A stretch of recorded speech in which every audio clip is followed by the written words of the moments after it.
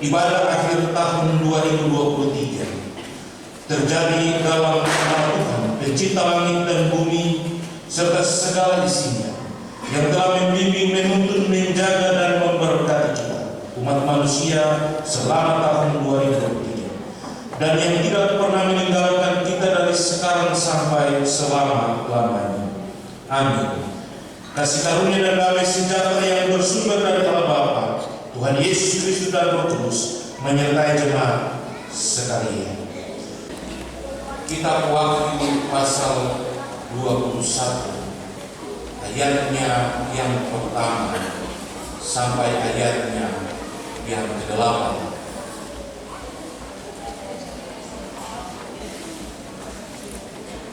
Wahyu pasal 21 ayat 1 sampai ayatnya yang ke-8. Sebelumnya, mari kita tenang dan kita berdoa. Kita berdoa. Dalam sukacita kami Tuhan, ketika Engkau memimpin, menolong, menjaga, dan menyertai kami dalam perjalanan hidup di tahun 2023 ini. Dan saat ini kami ada di penghujung tahun 2023. Kami akan melaluinya dan kami akan ada pada tahun yang baru untuk menjawab kebaikan dan kasih setia Tuhan. Kami akan belajar dari sebagian firman yang akan mengingatkan kami tentang perjalanan hidup bersama Tuhan, dan akan memahami perlindungan dan kasih setia Tuhan menapaki kehidupan di tahun yang baru. Tolong kami dalam kuasa Roh Kudus menguatkan dan memampukan kami, mengajarkan kami supaya kami dapat mengerti dan memahami bagian firman. Usir segala kuasa yang mengganggu kami, dan Kudus-Mu kiranya terus memampukan kami untuk memahami bagian firman-Mu. Bersabdalah kepada kami Tuhan, karena kami siap mendengarkan sabda. Amin. Wahyu pasal 21 ayatnya yang pertama sampai ayatnya yang ke-8.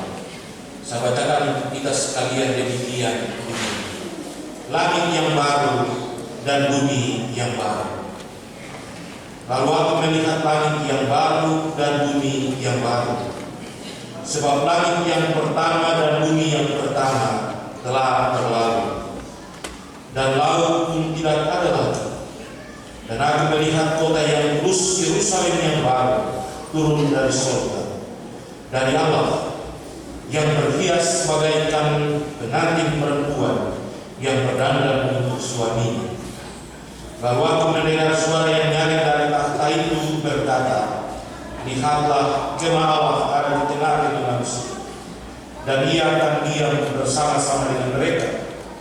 Mereka akan menjadi umat-Nya, dan Ia akan menjadi Allah mereka. Dan Ia akan menghapus segala air mata dari mata mereka, dan maut tidak akan ada lagi. Tidak akan ada lagi perkabungan, atau ratap tangis, atau duka cita, sebab segala sesuatu yang lama itu telah berlalu. Ia yang duduk di atas takhta itu berkata, lihatlah, aku menjadikan segala sesuatu baru. Dan firman-Nya, tuliskanlah karena segala perkataan ini adalah tepat dan benar. Firman-Nya lagi kepadaku, semuanya telah terjadi. Aku adalah Alfa dan Omega, yang awal dan yang akhir. Orang yang haus akan kuberi minum dengan cuma-cuma dari mata air kehidupan. Barang siapa minum, ia akan memperoleh semuanya. Dan ini dan aku akan menjadi Allahnya, dan ia akan menjadi anak. Tetapi orang yang menanggung, orang yang tidak percaya, orang-orang keji, orang-orang pembunuh, orang-orang sundal, tukang-tukang sihir, penyembah-penyembah berhala, dan semua pendusta, mereka akan mendapat bagian mereka di dalam lautan yang menyala-nyala oleh api dan belerang. Inilah bagian yang kedua. Demikian firman Tuhan yang berbahagia. kita semua yang mendengarkan bagian firman Tuhan dan mau memperlakukannya di tengah-tengah hidup kita akan lepas sana. Kami memanggil nama-Mu ya Tuhan, di mana kunci tahu yang indah ini begitu indah cara hidup Tuhan. Di hari ulang tahun kunci tahu ini Bapa, kami mengangkat nama-Mu ya Bapa di surga. Di tahun yang baru nanti kami menyambut ya Tuhan. Di tahun ulang tahun baru ini, di setiap malam yang indah ini Tuhan, kami memanggil dan berdoa kepada-Mu. Di tahun yang baru sungguh besar di dalam nama-Mu Tuhan, kami angkat dan berdoa tahun yang lama ditinggalkan bagiku. Di tahun yang baru ada satu ungkapan syukur padamu Tuhan, dikasih karunia bagiku. Kita semua ada dalam sebuah syukur yang harus kita naikkan kepada Tuhan, karena hari ini tinggal seberapa waktu lagi kita akan meninggalkan tahun 2023. Tentu ada semangat dan harapan kita yang baru ketika kita melangkah dan menjalani proses kehidupan di tahun yang baru. Sehingga dari kitab Wahyu pasal 21 ayat 1 sampai 8 kita diajak untuk memahami bagian firman Tuhan ini dengan sebuah catatan tema hidup digerakkan, tujuan yaitu Yerusalem yang baru. Melihat dan memperhatikan konteks kitab Wahyu, maka kita akan memahami 3 hal penting yang tercatat dalam keseluruhan kitab Wahyu.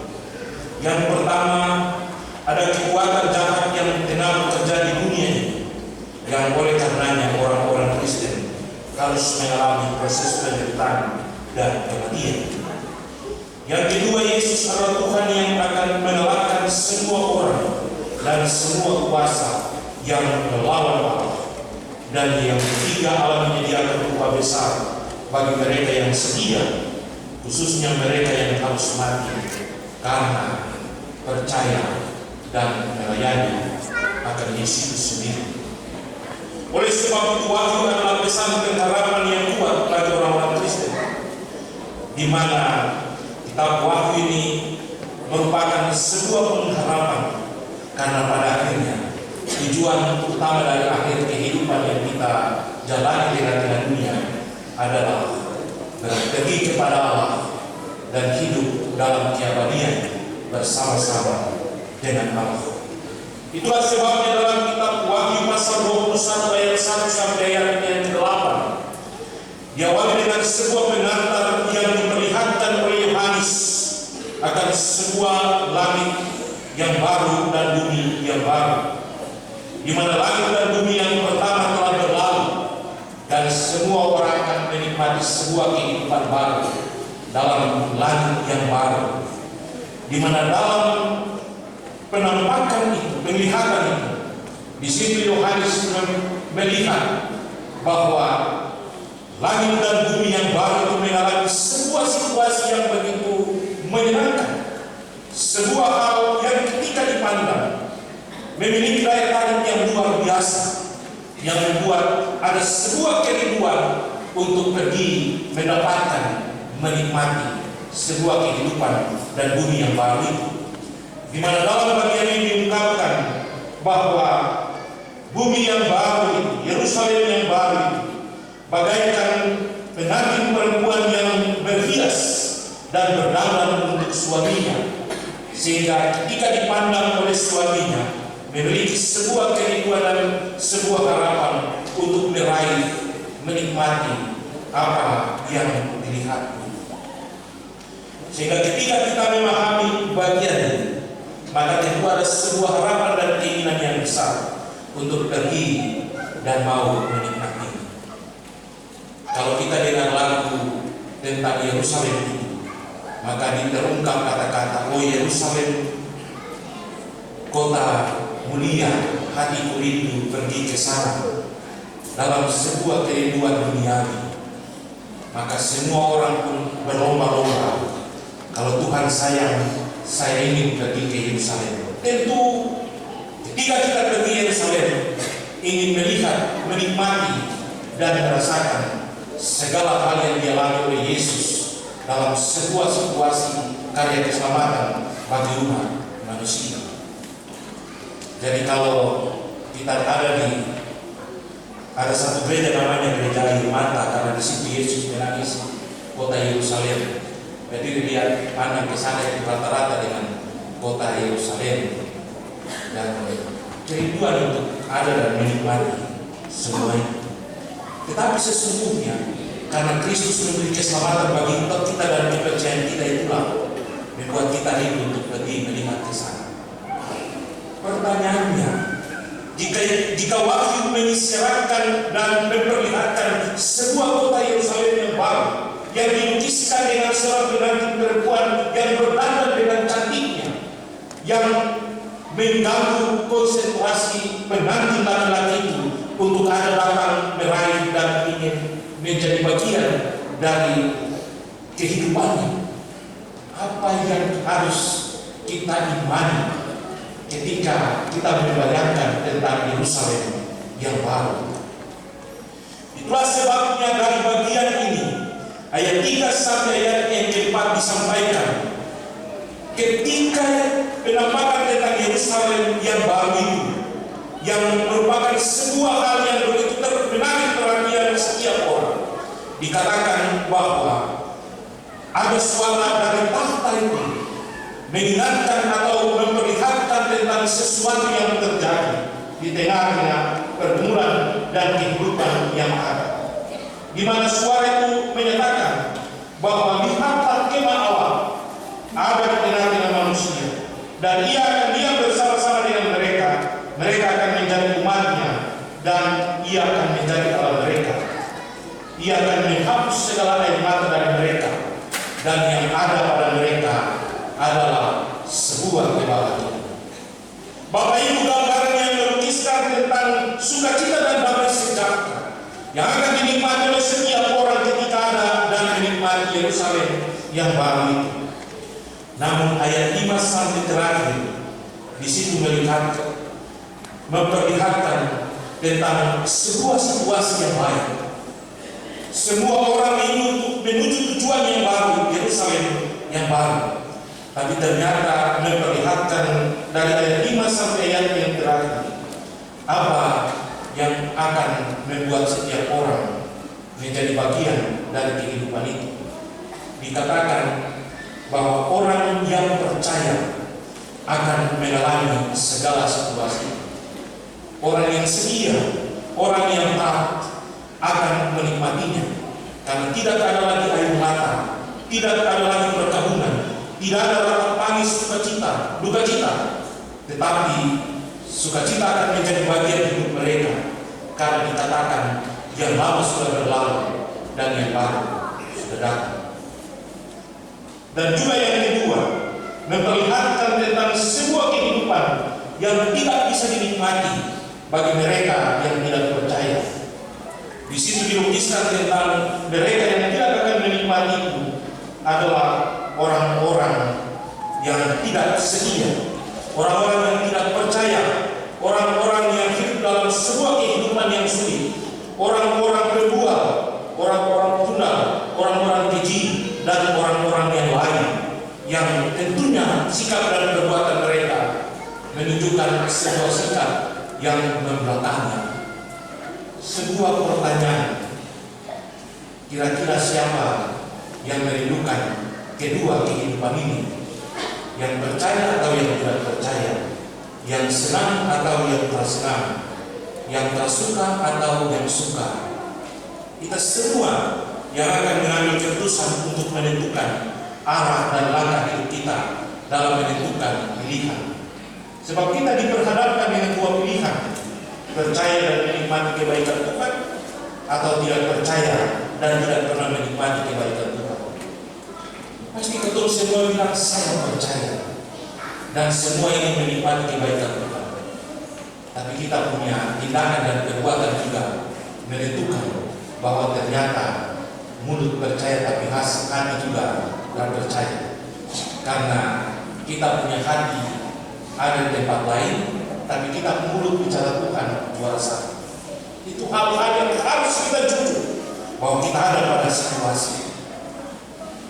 Sehingga dalam mengakhiri tahun 2023 ini, kita diingatkan dalam sebuah catatan tema bahwa ingat, tujuan hidup kita adalah Yerusalem yang baru. Kita semua merindukan kehidupan dalam berkat dan anugerah yang akan kita nikmati di tengah-tengah hidup. Berkat dan kehidupan yang akan dinikmati akan tetap menjadi bagian hidup kita, akan tetap menjadi apa yang akan kita nikmati, tergantung daripada kita sendiri. Saya selalu bilang, ciptakanlah hidup itu menjadi penuh sukacita karena kita sendiri yang menikmatinya, bukan orang lain. Jadi kalau kita ciptakan semua yang baik, maka kita akan nikmati baik. Kalau kita yang sendiri lakukan untuk tidak baik, jangan heran kalau kita menikmati terbaik. Jadi mari kita buat yang baik-baik. Sehingga ketika kita hendak mengakhiri tahun ini, kita harus memberi sebuah keputusan yang pasti. Kita harus memberi sebuah keputusan yang pasti. Yerusalem baru yang menjadi impian dan harapan kita dan tujuan perjalanan hidup kita. Atau Yerusalem yang dikatakan dalam ayat 8 itu adalah kematian kedua, sebuah kehidupan yang melukiskan kesedihan, ratap tangis dan lain sebagainya. Ada. Sehingga di penghujung tahun 2023 ini kita seakan-akan dituntut untuk memiliki dua pilihan, dan malam ini kitalah yang menentukan. Sebab Dia bilang begini, Allah ada di tengah-tengah kita, sehingga Dia mau kita menjadi umat-Nya dan Ia menjadi Allah kita. Itu berarti ketaatan dan kesetiaan menjadi bagian dari hidup yang kita akan melangkah dalam sebuah kehidupan baru di tahun 2024. Allah juga ada di tengah-tengah kita, memandang dan melihat kita, menentukan sebuah arah langkah kita yang harus kita langkahkan. Setia atau tidak, maka kita juga tidak akan menikmati apa yang menjadi bagian kehidupan itu. Waktu perpisahan Musa dengan bangsa Israel ketika hendak memasuki tanah Kanaan, Dia bilang begini, kepadamu kuperhadapkan kehidupan dan kematian. Carilah Tuhan, maka kamu akan hidup. Lupakanlah Allah, maka kamu mati. Dan bagian firman Tuhan ini juga Dia bilang, percaya kepadanya atau tidak percaya, hidup dalam berkat dan anugerah Tuhan atau hidup dalam kehancuran. Keputusan itu ada pada kita semua ketika kita mengambil keputusan. Sebab ketika kita memperhatikan perjalanan hidup kita di tahun 2023, ternyata tidak gampang loh Bapak Ibu. Perjalanan yang cukup panjang dengan berbagai macam tantangan dan tantangan yang luar biasa. Banyak hal yang harus kita alami ketika kita memandang ke belakang dan melihat itu. Tentu ada tengah-tengah kehidupan kita bisa bilang 2023 saja susah. Kira-kira 24 bisa kita melangkah atau tidak. Masalahnya ketika mengawali seluruh perjalanan di tahun yang baru 2024, hal yang harus kita hadapi pertama itu pasti ketua baku marah hancur-hancuran. Karena politik bikin ketua baku marah dan baku benci di tengah-tengah kerukunan ini. Tanggal 14 Maret saja orang bilang hari kasih sayang, tapi itu bukan hari kasih sayang, tapi harus hari waktu mati sampai hari. Tapi bagian firman Tuhan ini mau mengingatkan kita, mau biarkan Tuhan, mau terbiarkan, karena pada kita masing-masing. Tetapi dalam pergumulan panjang itu, Samuel dia bilang untuk orang Israel begini, kalau lihat ke belakang perjalanan panjang itu begitu menyakitkan. Ada berkat, ada sukacita, ada tulisan, ada duka cita, dan ada segala macam campur aduk di dalamnya. Maka ketika melangkah ke depan di tahun 2024, pasti pergumulan itu besar dan luar biasa. Lalu Samuel bilang, mari ketemu, minta kepada Tuhan, supaya Tuhanlah yang berperkara dalam segala hal yang ada. Tuhan akan ada di tengah-tengah kita, dan Dia akan menjadikan kita sebagai anak-anaknya. Dia akan menjadikan kita sebagai umatnya. Apakah kita mau sedia untuk menjadikan Dia sebagai Allah kita yang akan diberi berkat itu atau tidak? Atau kita lain di bibir, lain di hati, sehingga kita tidak dapat berkat, terus kita mulai bersungut dan lain sebagainya. Semuanya tergantung kepada kita. Tetapi Dia bilang, Yerusalem yang baru begitu dinikmati, luar biasa. Ada kebahagiaan, ada sukacita, ada damai sejahtera yang bisa dinikmati. 2024 akan menjadi berkat kita ketika kita berjalan bersama-sama dengan Tuhan. Kita menyanyi lagu mau berjalan dengan juru selamatku ke tempat dan lain sebagainya. Kita menyanyi aman di tangan Yesus dalam pelukannya. Kita akan berjalan terus. Kalau kita punya kepercayaan dan keyakinan itu, akan membuat kita tetap berjalan dan menikmati berkat-berkat. Tapi kalau kita lupa Dia, maka Dia juga bisa bilang ke kita, kamu kan? Dia akan bilang. Saya dengar Ustaz satu punya cerita tentang surga dan neraka. Jadi orang-orang di surga mencintai kehidupan yang penuh dengan sukacita. Lalu dia di neraka juga ada lagi dan lupa aku telepon untuk sama-sama curhat. Jadi dia bilang kalau begitu ketemu bikin kononia sudah perjumpaan untuk tukar untuk merasakan kira-kira benar atau tidak cerita-cerita yang disampaikan. Tapi jalan satu-satunya cuma bikin jembatan. Akhirnya dong sepakat harus bikin proyek pembangunan jembatan. Lalu ketika mulai perencanaan dan lain sebagainya, sampai datang lelang semua orang yang di neraka dapat proyek itu. Di surga juga dapat. Lalu dong bilang begini, kamu bangun dari surga, ketemu bangun dari neraka, baru dapat di tengah-tengah baru ketemu. Waktu menyeberang sampai neraka bikin itu kilat cepat sampai di tengah-tengah, tunggu surga ini baru sampai lagi kan. Bagaimana kamu keadaan? Aduh, kami belum kerja. Wah, masa kami udah tunggu baru? Kami mau kerja bagaimana? Semua kontraktor ada di kamu. Kami di sini tidak ada kontraktor. Kami ini orang baik semua. Jadi kami tidak ada pekerjaan yang bisa kami kerjakan karena semuanya sudah disediakan oleh Tuhan. Dan kita tentu ini merasakan berkat itu. Kita ada dan akan menikmati berkat itu. Dan semua ada pada kita masing-masing. Kita akan hidup dalam kebahagiaan dan kita menikmati itu karena kita aman di tangan Yesus. Dan kalau kita tidak aman di tangan Yesus, maka tanyakanlah pada diri sendiri. Jadi dia bilang, jangan tanya orang lain, tanya saja pada rumput yang bergoyang.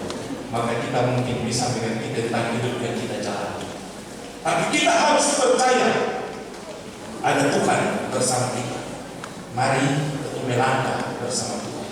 2023 akan berlalu. Ia akan menjadi kenangan untuk kita. 2024 akan ada di hadapan kita. Jangan takut, ada Tuhan di tengah-tengah kita.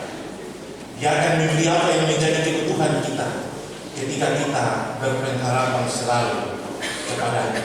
Dia akan menyediakan apa yang menjadi bagian dari harapan kita ketika kita terus dekat dengan Dia, maka Dia akan memberi yang luar biasa bagi kita. Tuhan memberkati kita. Selamat mengakhiri tahun 2023. Selamat tahun baru. Jika besok kita datang sama-sama beribadah dan pegang tangan untuk selamat tahun baru. Kalau tidak datang juga, saya juga mau bilang selamat tahun baru. Supaya kalau ketemu beberapa, ketemu kuliah, kalau ketemu nanti, ternyata ketemu sama-sama masuk tahun baru. Karena Tuhan masih mengasihi kita, mencintai kita, dan membuat kita memiliki pengharapan yang besar. Maka tahan Tuhan di tengah-tengah hidup ini, supaya ketemu punya tujuan hidup, yaitu Yerusalem baru dengan berbuat hal-hal yang baik dan luar biasa di tengah-tengah hidup. Amin.